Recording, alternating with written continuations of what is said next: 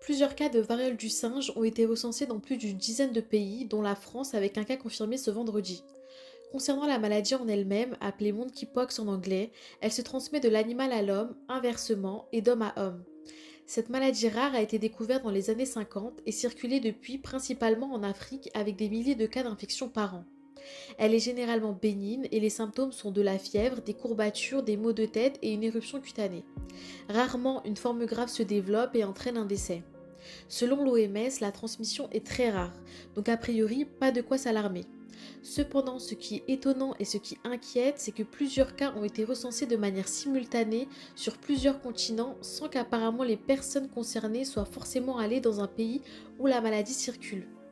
Il est déjà arrivé que des cas soient recensés comme aux États-Unis, mais cela était généralement dû à des cas bien particuliers ou à un voyage dans un pays où la maladie est connue pour être endémique. Alors, est-ce que la maladie a muté ou autre? C'est à suivre. Selon l'OMS, au Sahel, 18 millions de personnes sont menacées par l'insécurité alimentaire au cours des 3 prochains mois. Et ce à cause de plusieurs raisons. Les conflits armés, la pandémie, la sécheresse et la hausse des prix alimentaires. Les premières victimes sont les enfants qui ont de fortes chances de souffrir de malnutrition. En Afghanistan, où les talibans sont au pouvoir, les femmes sont obligées depuis ce début de mois de se couvrir entièrement en public, y compris le visage. La meilleure option pour les talibans est le voile intégral grillagé au niveau des yeux. Mais ce pas en arrière du gouvernement afghan n'est pas accepté par tout le monde et des présentatrices télé ont décidé de défier l'ordre des talibans. En effet, ce samedi, elles sont passées à l'antenne sans se couvrir le visage en espérant que cela aidera la cause des femmes. En parallèle, d'autres femmes ont protesté dans les rues visage découvert. Certainement à cause de pression, les présentatrices se sont présentées ce dimanche le visage à moitié couvert. De plus, toutes les femmes travaillant au sein du gouvernement sont obligées de se plier à cette règle sous peine d'être licenciées.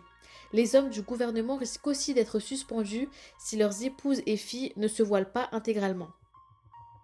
En Corée du Sud, 2 membres des services secrets américains ont été renvoyés chez eux. Les 2 agents se trouvaient à Séoul pour préparer l'arrivée du président américain qui est en visite en Corée du 20 au 24 mai. Mais dans la nuit du 18 au 19 mai, une soirée arrosée a mal tourné.